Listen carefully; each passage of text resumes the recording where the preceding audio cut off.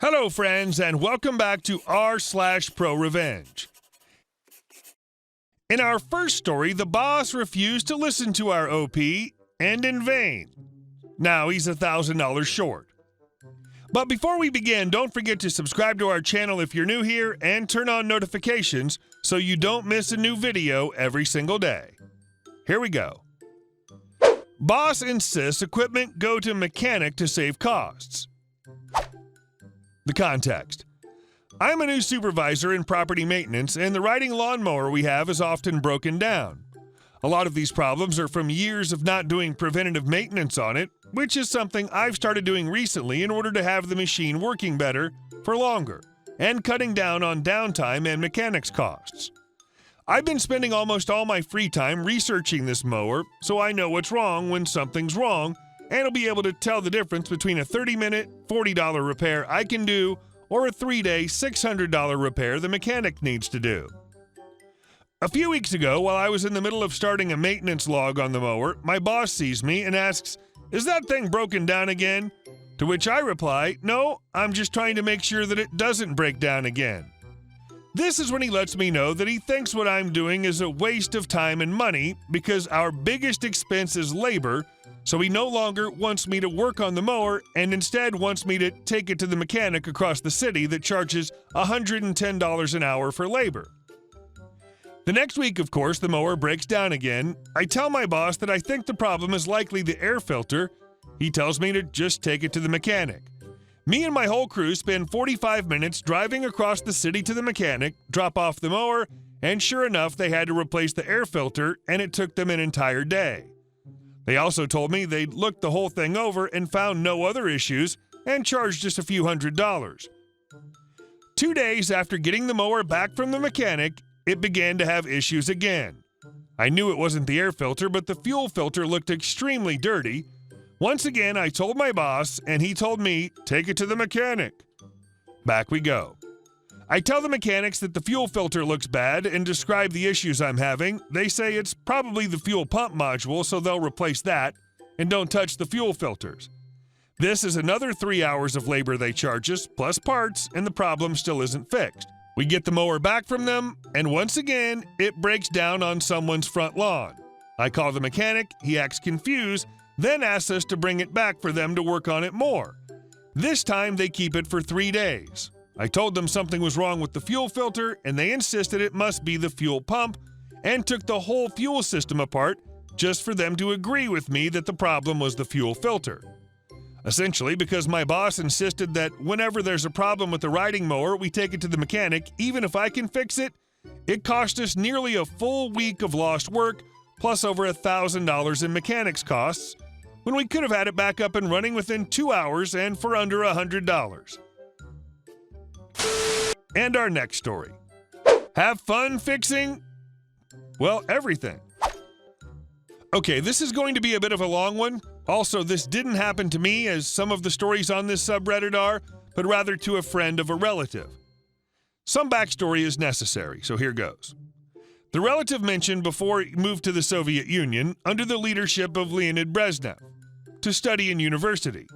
He studied in Leningrad, where he naturally made several good friends in college. After living in the USSR and graduating from university, he moved to the USA. He lost contact with all but 2 of his friends. One of these friends remained in the Soviet Union until its collapse, moved to Germany after its collapse, and moved back to Russia in, I think, something like 2012, I'm not sure. The other friend followed my relative's idea and moved to the USA under the geriatric interlude of the USSR. The geriatric interlude was basically a period where a couple old men led the USSR, then died after a year or a year and a half. My relative moved to the northern part, while his friend moved to the south. This is the story of his friend, who I'll now refer to as Nikolai. Not his actual name. Nikolai moved to a relatively large town in Texas. In the center was sort of a city area with large buildings, not exactly skyscrapers, banks, law offices, a theater, etc. As it moved out in a circle, the area turned less and less from city to town, and from town to small neighborhood. Nikolai could only afford a house in the outskirts of the town, which was divided up into small neighborhoods. His house was next to an old man who moved from France, and they got on perfectly. But the other one was a couple who were unfortunately xenophobic and incredibly anti-communist. You can see where this is going. The first day that he was there, the old man greeted him warmly. The couple did as well. They shook hands, noticed a heavy accent when he spoke English. He learned this on his own in Leningrad. So they asked him where he was from. He unwittingly replied, "I came here from the Soviet Union." The couple visibly recoiled, and the woman spat on the ground next to his feet. Nikolai stepped back and asked, "What are you doing?" The man recovered and put an arm around his wife's shoulders, preventing her from doing anything further. He asked one more question. "Well, are you a Red?" "What?" "A Red, a commie." "Commie? Oh, you mean communist?" "Yeah, that's it. I mean, I was, and I still..." That's where he was cut off. The man leered at Nikolai, and they walked back to their house, slamming the door. Nikolai was left dumbfounded by all this and his first experience of American 1980s welcoming. A few days later, after he was done cleaning up the house, but not completely repairing it, he managed to get a job. He received a job at a law office despite the fact that he only studied law in the USSR. It was only a secretarial job, but still, it was a huge step in the right direction. But he probably only got the job since the lawyer came from the Soviet Union along with his parents and studied law in the USA and probably had some sympathy for his fellow Soviet. A couple weeks later, he came back from working at the law office to find his house destroyed. Not destroyed as in torn down, but vandalized. His windows were smashed in, somebody climbed in through one of the windows and ransacked the house. Someone had broken a mirror in the bathroom, which, as we all know, is 7 years bad luck.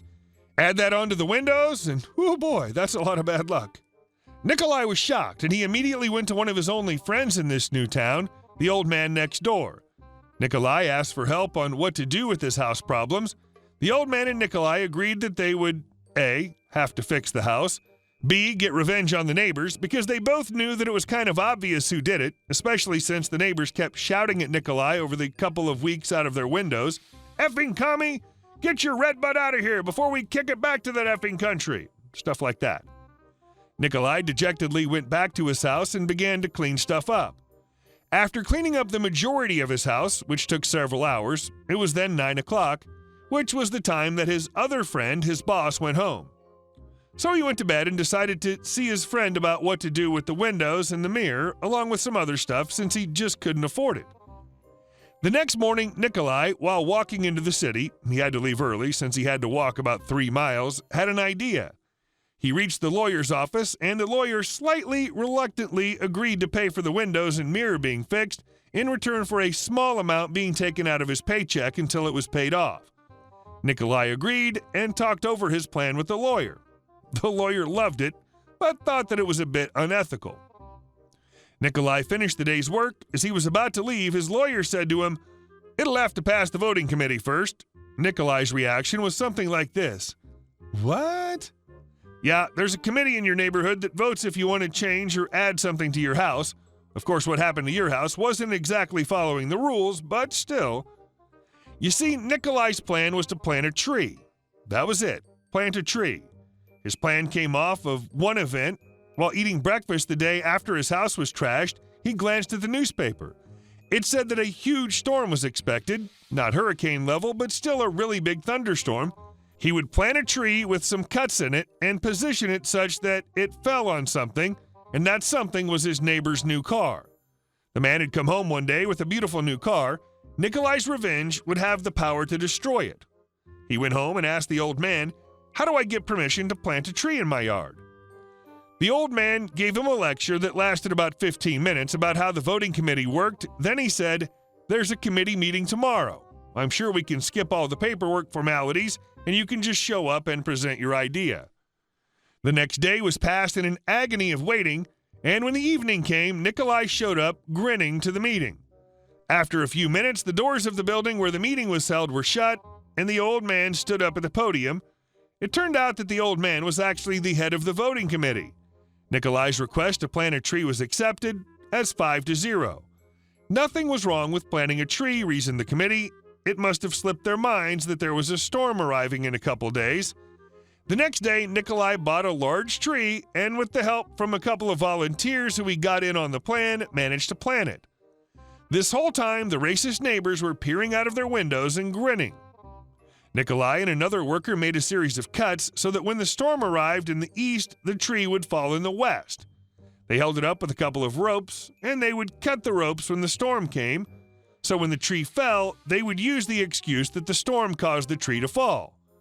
Unfortunately, the neighbors saw the cuts being made, and they rushed out screeching at Nikolai, "What the F do you think you're doing?"